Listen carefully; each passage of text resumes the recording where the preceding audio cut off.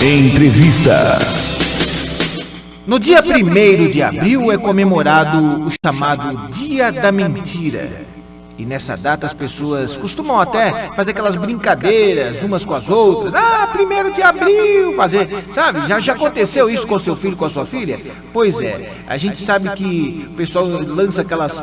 Agora tem a moda das fake news na internet, né? Lança fake news a título de 1º de abril, só que o 1º de abril está indo longe demais, né?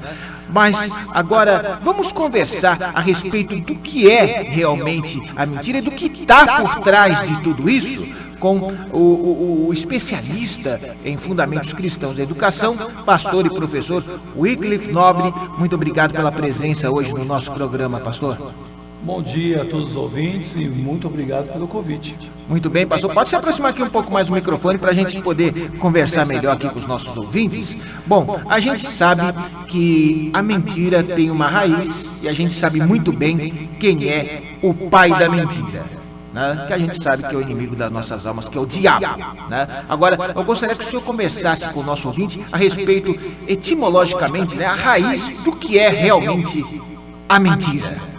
Sim, a gente pode entender que a mentira, como propriamente fala, né, que ela é omitir ou ir contra a verdade, né? Então, a própria palavra de Deus diz que a mentira não procede dos lábios daqueles que servem ao Senhor.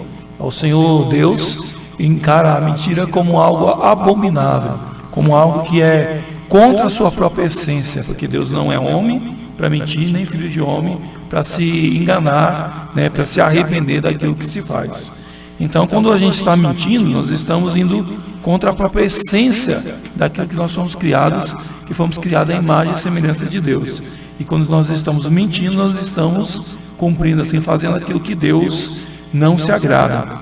A gente vê isso claramente em todos os textos da palavra do Senhor, mas em Provérbios capítulo 12, versículo 22 diz: o Senhor odeia os lábios mentirosos, mas se deleita com aqueles que falam a verdade. E já em Provérbios capítulo 6, 16 ao 19, diz: há 6 coisas que o Senhor odeia. E ele usa a expressão língua mentirosa, como aqueles que também testemunham as falsas e espalham mentiras, como coisas que ele abomina, como coisas que ele odeia. Então, assim por diante, se a gente for colocar aqui vários outros textos e os próprios textos que falam a respeito das leis do Senhor, quanto em Levítico, em Deuteronômio, né, o 9º mandamento, ele trata bem claro de que não dirás falsos testemunhos, né? Em Levítico, não enganem uns aos outros. Então, é abominável para o Senhor, não deve ser uma prática cristã, pelo contrário, deve ser uma prática rejeitada na boca de qualquer pessoa que se diz cristã. Com certeza. Estava me lembrando agora do caso de Ananias e Safira, né? Que eles mentiram, né? Sim. E acabaram pagando com a própria vida, né? É verdade. Você vê muito claramente nesse caso de que não havia ali um problema pelo fato deles não ter dado tudo. Porque havia uma questão da espontaneidade. As pessoas vendiam tudo que tinham e entregavam. A questão é que eles disseram que venderam tudo e não entregaram, né? E aí houve o Espírito Santo, aquela punição sobre a vida deles, porque eles estavam mentindo. A consequência foi realmente uma consequência muito drástica na vida deles por causa da mentira.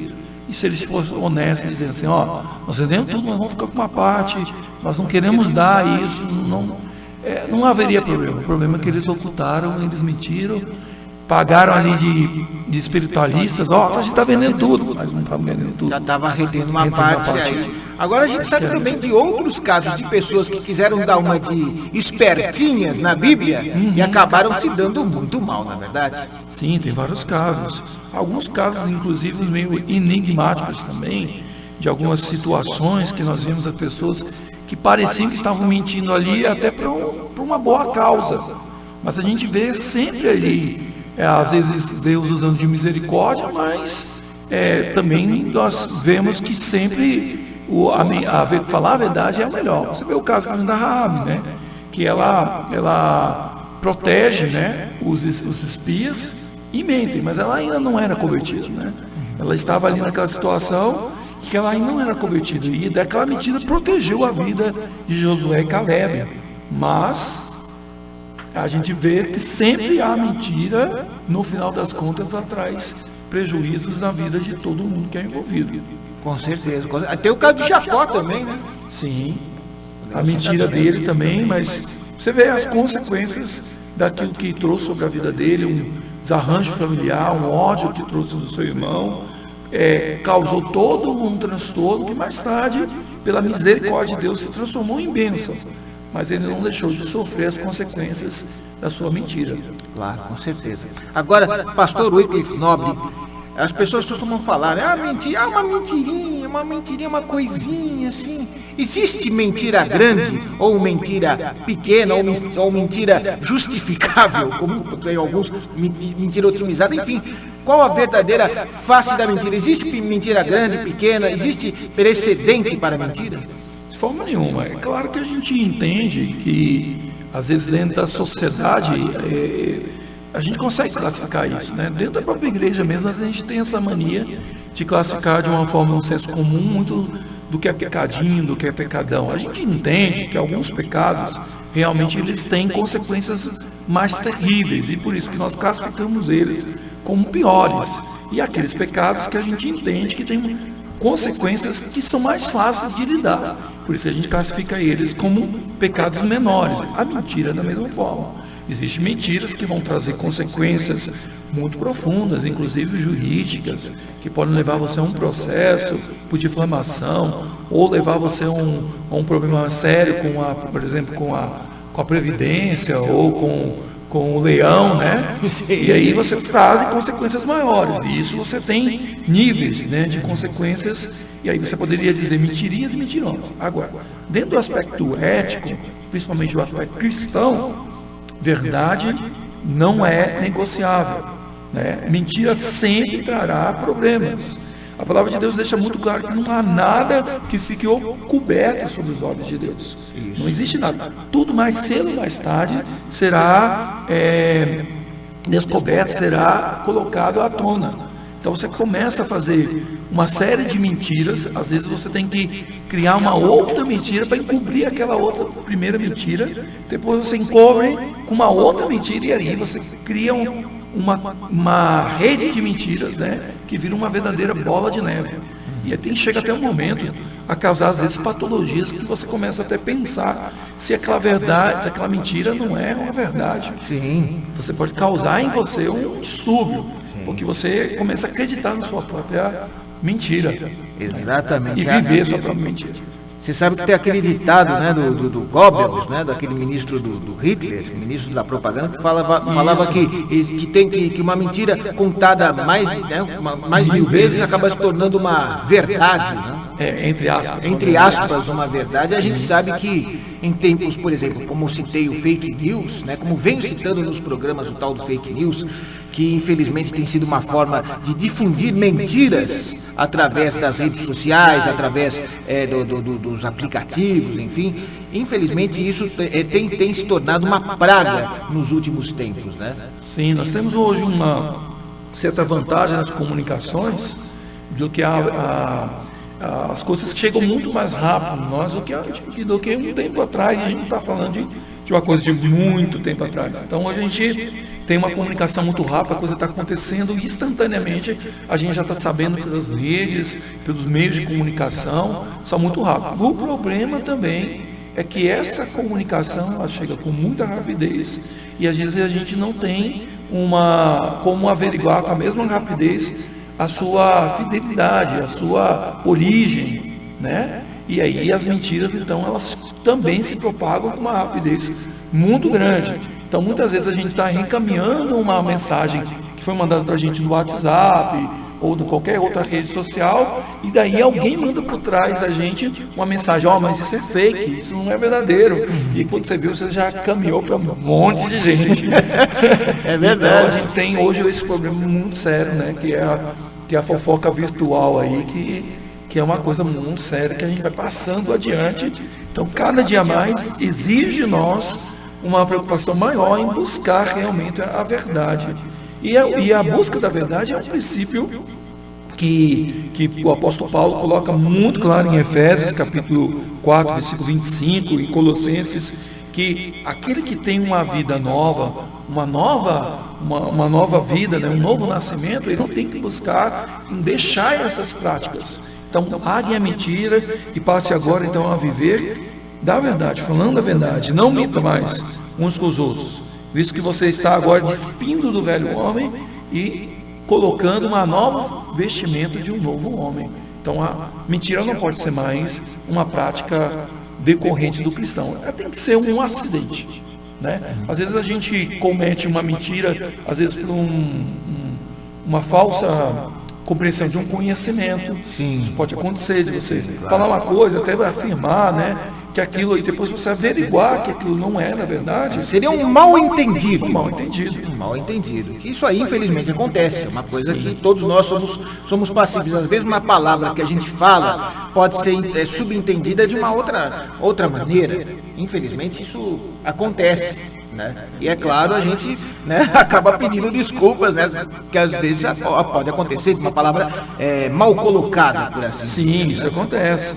Existem pesquisas recentes que falam, por exemplo, que a gente tem inconscientemente um hábito de mentir, por exemplo, 200 vezes por dia. Isso denota a natureza pecaminosa do ser humano. Sim, a nossa natureza, ela já tem essa... Muitas vezes a gente tem que lutar isso constantemente, né? Para perceber, porque você vê, você está mentindo ou ocultando alguma coisa, ou às vezes florindo uma informação, né? Aquele negócio do... Você fala assim, o que você é, né? E você, cara... Não, estou desempregado. Não estou desempregado. Eu sou pro lance, né? Não estou em disponibilidade. Por quê? Porque a mentira, ela está intrínseca na necessidade que a gente tem de fazer uma autoimagem, né? Uma propaganda nossa mais florida. Então a gente gosta de falar. A verdade muitas vezes para a gente dói, machuca a gente. Então a gente não quer se expor.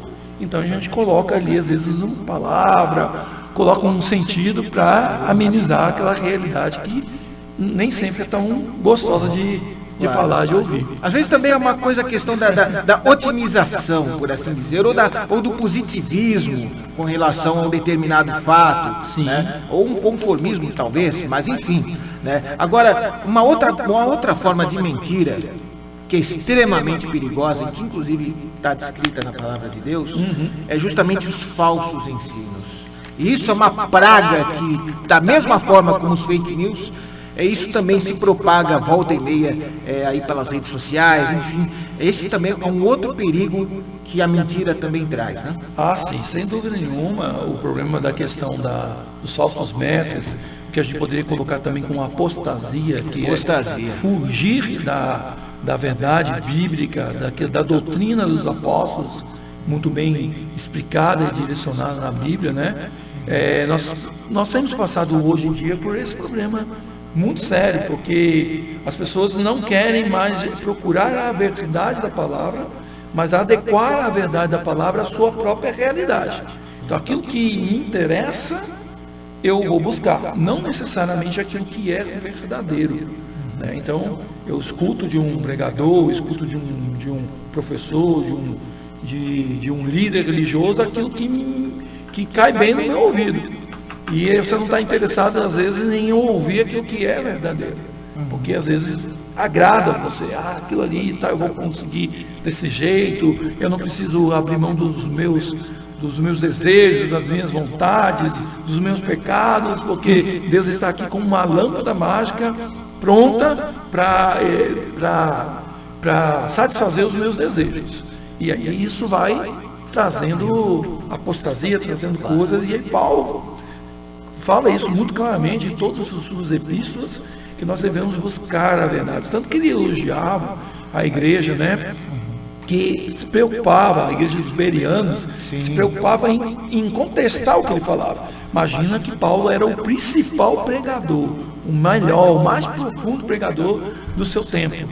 Mas a igreja bereana ficava olhando na Bíblia, nas escrituras, tanto do Antigo Testamento, conferindo para ver se o que ele estava falando era verdade. Que ele não acreditava na palavra dele só pela palavra, mas se ela estava pautada na palavra de Deus. O verdadeiro cristão, ele tem que estar sempre pautado na palavra de Deus. Não pode confiar apenas na pregação de alguém que diz: eu estou falando a verdade. Então deixa eu conferir.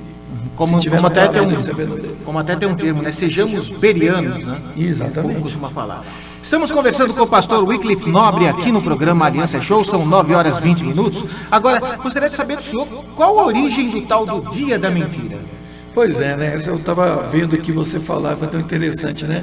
Porque a primeira grande mentira do Dia da Mentira é que ela é uma própria mentira, né? Ela é um fake já, assim, já é um fake, já nasceu nesse sentido. Mas ela tem uma origem, sim, ela não é tão difícil de entender. O que acontece? Durante muitos anos, na França, foi comemorado a passagem do ano no dia 1º de abril. Tá? Porque existia um calendário antigo e tal. Só que quando o Carlos IX chegou ao poder, ele resolveu colocar a data, junto com outras nações que já faziam isso, no dia 1º de janeiro, que é o que a gente comemora até hoje, chamado calendário gregoriano. Então eles começaram a fazer essa modificação. O problema é que, como toda modificação que existe de uma data tal, os antigos, as pessoas mais velhas e as pessoas que já tinham costume ainda achavam que no dia 1º de abril poderia ser a passagem de ano. O pessoal que era mais espertinho começava a fazer então uma brincadeira com esse pessoal, fazia toda uma comemoração, chamavam eles para comemorar a passagem de ano e tal. Eles, desapercebidos, iam lá, faziam participavam na comemoração, e depois eles diziam: olha, feliz dia dos bobos. Era assim que eles Era o dia dos bobos. Dia dos bobos. Aí depois virou o dia da mentira. Exatamente, dia dos bobos. E aí começou então a se propagar essa ideia de que vão pegar os desapercebidos que já mudaram a data, eles não estão percebendo, então estão perdidos, vamos pegar eles. E começou essa brincadeira. Só que essa brincadeira foi se estendendo, e se passou. E acabou ganhando muito. Foi pegando a Europa, chegou aqui no Brasil também, tanto que em 1849, os jornais brasileiros chegaram a fazer uma brincadeira do dia 1º que surpreendeu todo mundo, anunciando a morte de Dom Pedro I. Em jornais, no dia 1º de abril. E muita gente foi para as ruas chorando, se comovendo, achando que realmente ele tinha morrido, mas na verdade não tinha morrido, nem nada. E assim, isso foi passando, e até hoje você tem em vários países, aí, em vários lugares do mundo, alguns jornais que ainda colocam notícias fakes no dia 1º de abril para cogitar isso aí, e acaba sem querer ou propositalmente comemorando o dia da mentira. E acabou ficando consagrado esse dia da mentira. Meu Deus. Agora, como que o cristão deve entender o dia da mentira? Porque, é claro, às vezes acontecem aquelas brincadeiras, e a gente sabe que a brincadeira pode também ter as suas consequências. Como que o cristão deve analisar o dia da mentira? Como uma mentira. A melhor forma de a gente lidar com essas questões é levar para o lado do humor, mas entender que realmente, claro que a gente às vezes tem uma impressão de que o cristão é aquela pessoa carrancuda, séria, que você não é possível você fazer uma brincadeira ou fazer ali como que diz assim, fazer uma piadinha ou fazer uma coisa. Claro que tudo tem, você é possível fazer isso, sim. Mas às vezes entender que às vezes uma brincadeira mais inocente, ela pode causar sim um problema, e principalmente pode arranhar o seu testemunho perante os outros. Se você está dentro de uma comemoração, dentro de uma data dessa que é considerada, que é, como chama assim, liberada para mentir, para fazer brincadeiras, e você faz isso como se fosse algo totalmente normal, você já está tendo um diagnóstico de que as coisas desse mundo, que as coisas que você está vivendo aqui nessa terra, já passou a ser também algo aceitável. Por isso que Paulo fala que nós temos que trabalhar para não se conformar com as coisas desse mundo, pelo contrário, fazer uma renovação da nossa mente. O que é a renovação da nossa mente? É olhar, será que aquilo que o pessoal está fazendo, praticando, realmente não atinge aquilo que eu creio? Será que não atinge o meu testemunho? Isso é um exercício constante. Nós podemos brincar, mas será que convém? Paulo nos deixa Tudo é lícito, mas nem tudo convém. Será que convém? Será que você realmente, ao brincar ou ao usar isso como dia da mentira mesmo, você está dando ali será que isso é lícito? Pode, não tem problema, você não vai perder a salvação ou ter consequências sérias se você brincar ali entre os seus amigos, até dentro do pessoal da igreja. Mas será que convém? Será que isso realmente edifica para a sua vida? Essas são perguntas que você tem que fazer. Então eu acredito que não seria uma boa ideia você fazer nesse sentido. Pastor, mas nunca posso brincar, eu nunca posso virar e dizer uma coisa. Eu lembro de uma história de Santo Agostinho, que ele estava na sala de aula dele, quando os alunos dele começaram a gritar, falaram assim: Agostinho, corre aqui, tem um elefante voando. E Agostinho sai correndo para a janela. Começou a olhar e procurar, e os alunos começaram a chorar, de rir, falando: nossa, o senhor acreditou nessa brincadeira? Ele diz: é mais fácil eu acreditar que um elefante voe do que um cristão que minta. Que resposta, hein? Que resposta. Os alunos, acabou a brincadeira na hora. Sem graça, né?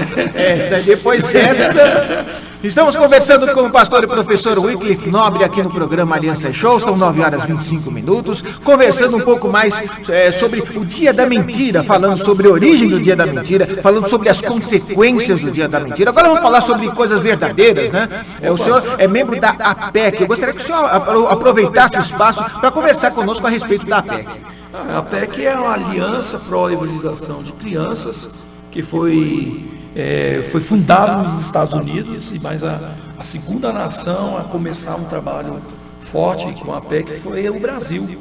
Então nós estamos há mais de 50 anos no Brasil e nós fazemos um trabalho especificamente que é preparar as igrejas para o trabalho com as crianças, sejam elas na própria igreja, sejam elas nas casas, sejam nas escolas, e em todo lugar que tiver criança, a PEC está preparando a igreja para isso.